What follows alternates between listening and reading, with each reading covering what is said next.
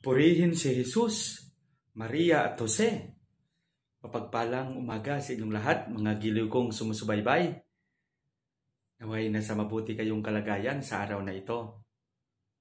Ngayon ay araw ng Lunes, Setyembre 6, 2021. Patuloy tayong binibigyan ng mga magagandang pagbasa ng ating simbahan. At ang ating pagninilay ngayon ay kukunin natin sa Ebanghelyo ni San Lucas, Kapitulo 6, versikulo 6 hanggang 11. Isang araw sa pamamahinga, muling pumasok si Jesus sa sinaguga at nagturo. May isang lalaking noong tuyot ang kanang kamay sa hangad ng mga iskriba at mga Pariseo na maparatangan si Jesus. Nagbantay sila upang tingnan kung siya'y magpapagaling sa araw ng pamamahinga.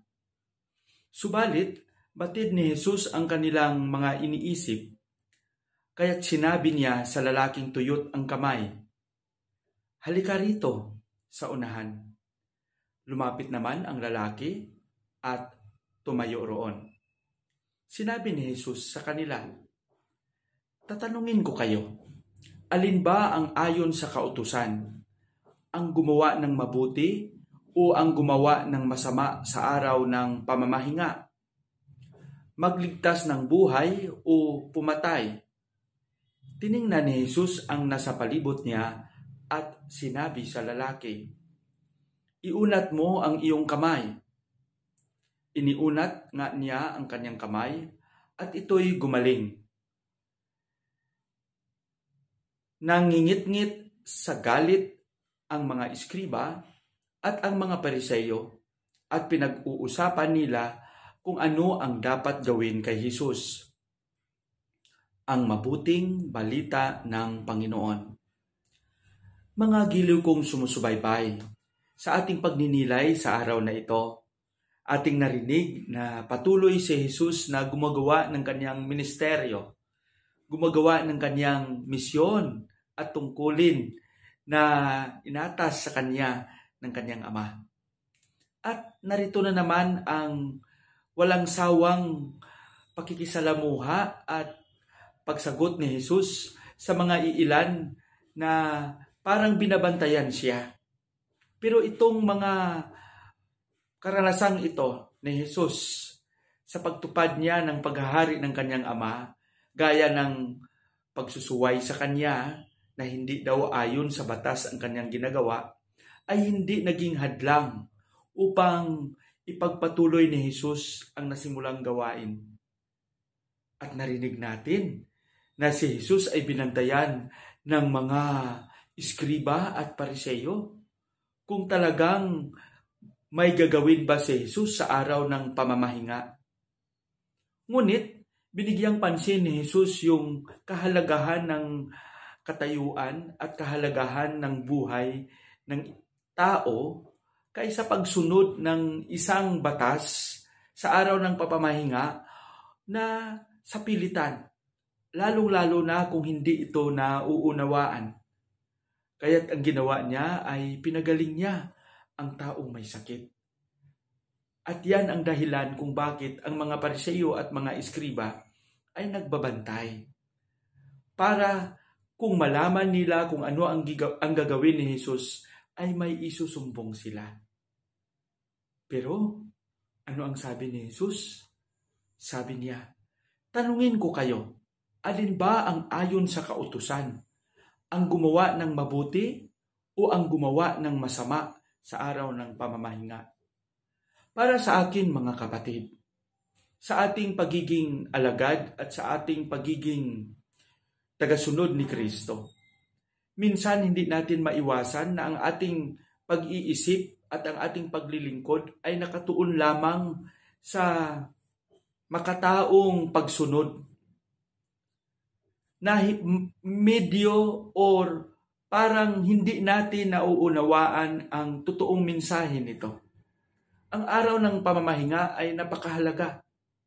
Ngunit, mas mahalaga para kay Jesus ang pagbigay kahalagahan at ang pag-una na pagtugon sa pangangailangan ng kanyang kapwa.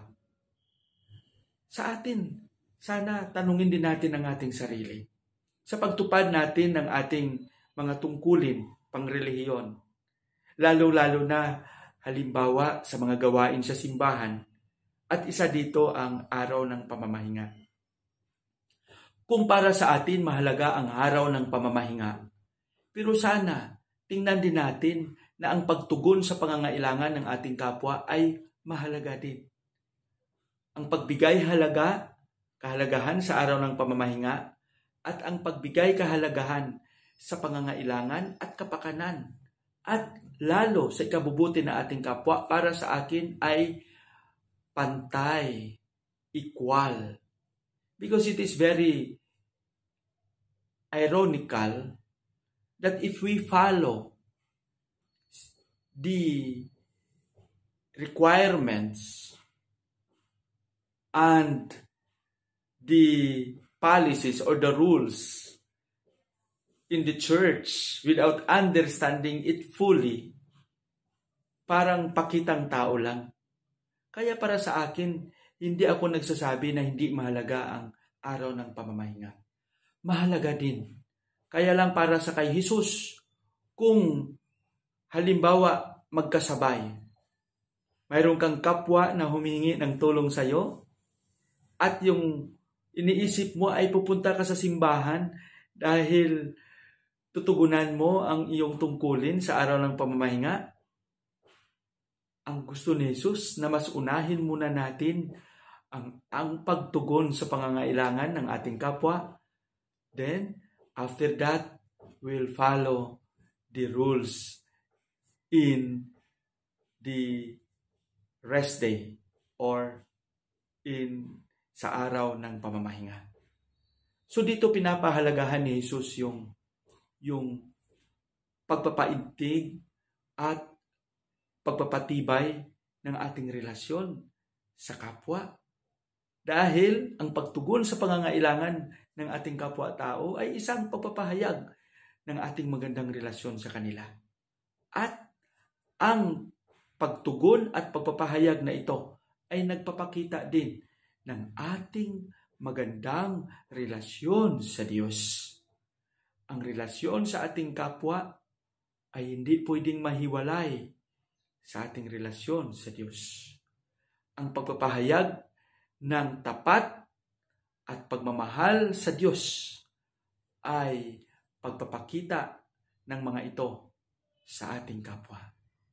Naway sa ating pagpatuloy sa araw ng ito ay ating mapagnilayan, mabalikan natin ang ating mga karanasan. Kung pinapahalagahan ba natin ang kapakanan ng ating kapwa, gaya ng pagpapahalaga natin sa ating tungkulin sa Diyos na ipinapakita natin sa pagpapahalaga sa araw ng pamamahinga. Sana mga kapatid, maunawaan natin ng mabuti ang ating tungkulin at ang pagtutupad natin ng ating mga tungkulin din sa ating simbahan. Sa ating panalangin, ialay natin ito sa ating mga kapatid na hindi masyadong nakaunawa pa ng kanilang tungkulin at ng kanilang papel sa kanilang kapwa at mas nakasdiin o nakasarado ang kanilang pag-iisip doon lang sa pagpapahayag, sa pagsisimba at pagtutugon ng kanilang tungkulin pangrelihiyon, ngunit hinihiwalay nila ito sa kanilang tungkulin sa kanilang kapwa. Makapangyarihang Jesus, aming tagapagligtas, humihingi kami ng tawad sa lahat ng aming mga pagkukulang. Sa panahon na kami ay naging bulag at sa panahon na kami ay naging pingi ng aming totoong tungkulin, lalong-lalo na sa pagtugon sa pangangailangan ng aming kapwa-tao. Bigyan mo kami ng aming kalakasan upang sa gayon ay aming matugunan ang aming tungkulin ng may buong katapatan sa likod ng aming pagkukulang.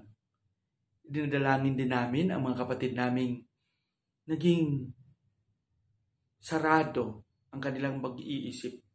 Ang mga kapatid naming naging hindi totoo at hindi naging tapat sa kanilang tungkulin. Yung mga kapatid namin na parang gumagawa lang ng kanilang tungkulin na hindi nila masyadong naunawaan ang mga ito. Yung mga kapatid namin nagpapakitang tao lamang at mga kapatid namin na nag-iisip lamang ng kanilang personal na pangangailangan at ibinabaliwala ang pangangailangan ng kanilang kapwa. Naway maliwanagan sila. Naway mahipo mo ang kanilang mga puso nang sa gayon maunawaan nila ng mabuti na ang totoong pagmamahal sa Diyos ay maipapakita lamang sa pagiging tapat at pagmamahal sa aming kapwa. Hinihiling namin lahat ito sa pangalan ni Jesus na aming Panginoon. Amen.